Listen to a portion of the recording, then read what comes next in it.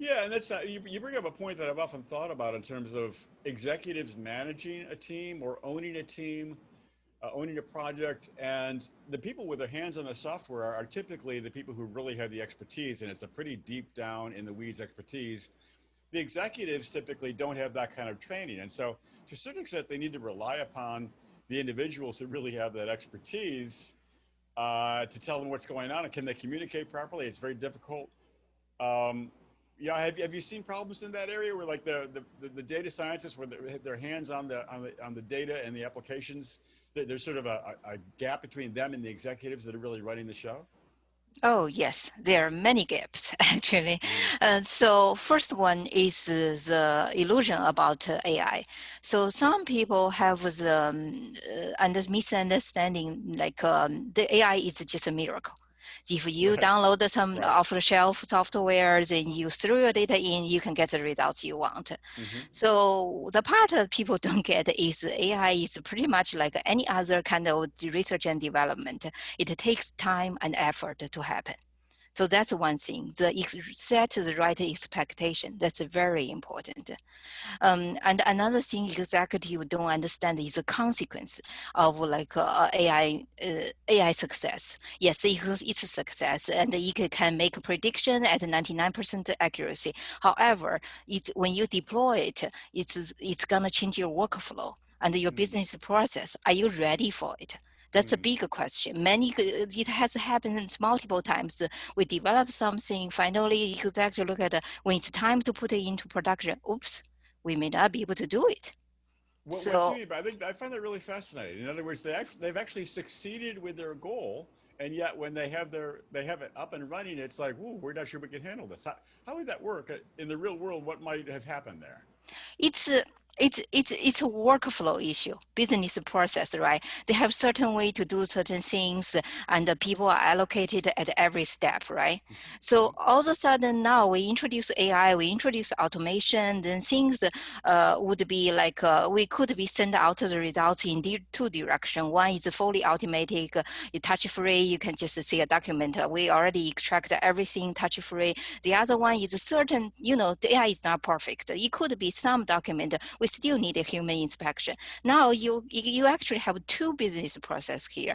It diverges at a certain point. Then how you gonna allocate your people and how you gonna train your people to get to use this new process? That's something like people don't even think of, don't even think in that direction before they actually see the machine learning model. And and if I might add on to that, Please, I think yes. I think there's a related factor here, which is I've gotten a sense from several past clients, and I think there's just a sense in the zeitgeist out there that executives would not say this publicly, but a lot of the reason that they might want to use AI or ML is to replace people, right? Right, Reduce headcount. And right. they go into projects thinking that that's what they're going to do. Oftentimes, we have seen, I'm just in our narrow corner of the universe, the executives who think that are often then shown that they still need those people to do what Ya is talking about, to do the kind of Mm-hmm. reviews, or they need to reassign those people to higher level projects. And so they went into the project thinking they were just going to replace people, which may explain why they were never thinking about how are the people going to adjust to this. Oh, we're just going to get rid of all the people, which is really Right. the wrong way to do it. And it's wrong for many reasons, but it's just wrong the ability to actually do a project and do it well. It's probably useful never to go into it thinking that you're going to reduce people unless you're absolutely sure that that's exactly what you can do. For these Right. kinds of for a lot of what we're doing, which is more cutting edge stuff, projects that have never been done before, you're still Mm-hmm. going to need people in the mix to train the algorithm on the front end, to make sure the data is correct going in, and to make sure that the outputs are correct. I think that's a really core issue because I think businesses look at the idea of deploying AI and they think about purchasing it and they look at third-party vendors and then they look at their own staff and they go, huh, is my staff going to have the expertise? And I did talk with one executive a few weeks back and he said to me that a highly trained AI expert who also had some business experience was literally earning $1 million a year. Seems almost hard to believe, but it was, earning a lot of money per year. So I guess one of the issues is what about in-house talent? I mean, there's this new product that has been created. It's an AI or ML product, but what about the staff? I mean, what should companies think about in terms of their own staff? Yeah, and any advice there? They should have people, even say they are not machine learning experts, but they should have basic knowledge about machine learning. At least also understand the process of machine learning research and development. Hmm. So they can be the counterpart in the company and work with the data science team together. So we help our client to when we work with a client, not only we do the work, also we help client to train their people to bring them up to speed, so they can be like the internal powerhouse Hmm. instead of just us doing all the work. Hmm. What about the idea of unstated assumptions that an executive might have before they launch into a product that might actually trip them up? James, what have you seen out there in terms of, just, watch out for these assumptions because they're gonna cause you problems later on.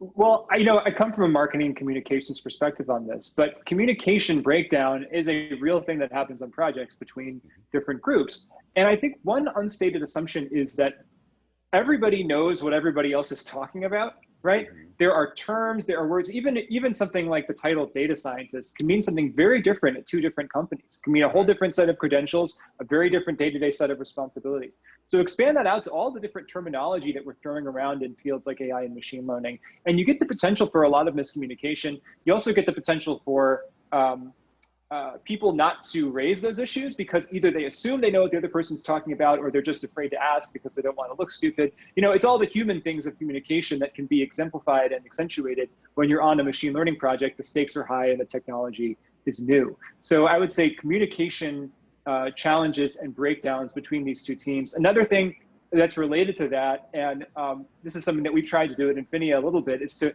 bridge the gap between data science and other groups, other management groups and executive groups, for example, Uh-huh. in terms of how things are communicated. This is not an AI insight, but it's a communications insight, which is very true in AI, which is that the more you know about something, the less you remember about what it was like to not know that thing, right? Right. And Right. I think this is it's called the paradox of something, and I'll remember it later. And after this Right. interview is over, Paradox of I, expertise. Yeah. yeah, it's something like that. I didn't invent this term or this insight, but it's very Right. applicable here. Where I sometimes view my job as the communications director as like I want to talk to our data scientists, figure out what's going on, and then have them explain it to me like so that I can understand it, and then I need to explain that one more time to the world so that they can understand it. Right? There's almost like a double level of Right. translation here Right. because they'll people very rightly will use jargon to explain things. And what is jargon to me might not be jargon to Ya because that's just the term that she uses every day. That's the term that makes sense for her to use. It's a Sure. technical term and it's totally makes sense for her to use that. But when it is and Ya actually doesn't do this, which is why I can use her as an example. She's great at explaining things to folks outside the domain expertise.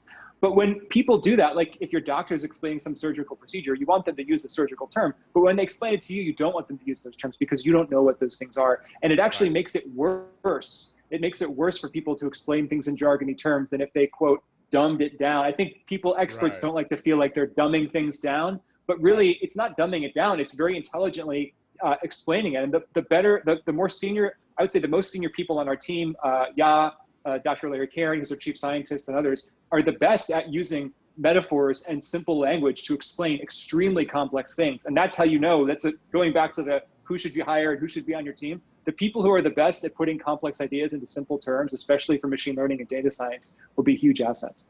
Yeah. That's Yeah. a skill. Go ahead. Yeah. Please. Yeah, I just want to add one thing. Another Yes. important capability is to translate machine learning results to business outcome, like those business related KPI. You cannot just say, okay, this is my accuracy, this is my precision recall through all those machine learning terms. You need to use the language business people can actually understand. Hmm. Okay, what's the cost saving and what's the efficiency improvement, all those business related KPIs. That's very important. Right. I mean, that can't get left behind. Otherwise, it turns into just an expensive science experiment that people get Mm, disenchanted with. Right. Right. We, People may think it might sound like simple and straightforward to data scientists. Okay, this is the results. Okay, I know that's gonna produce the certain kind of like cost saving, right? However, that's a small gap for data scientists, but it could be a huge gap for other people to actually understand the connection. Mm-hmm, mm-hmm. James, were you going to add something there? yeah, I think this is just an important point that these conversations are often like the perception reality gap is often framed as like, hey, managers and executives, you better understand what machine learning is really all about because data scientists are out there and they get it and you don't get it, managers. So like get on board. And there's a Right. certain element of that, but it goes the other way too, right? Data scientists need to understand that we often talk about a lot of our data scientists, including have a very, very strong academic backgrounds and publication backgrounds. And there's a very different set of metrics for success when you come from those worlds. And so folks that want to work in our company and other folks in the private sector, if you're looking for vendors or you're looking to evaluate employees, look for folks who actually can translate that academic work into business practical results. Both, I don't like to think of it as two opposing sides, but like the technical and non-technical sides obviously have to work together. It's not just one has to do everything to accommodate the other.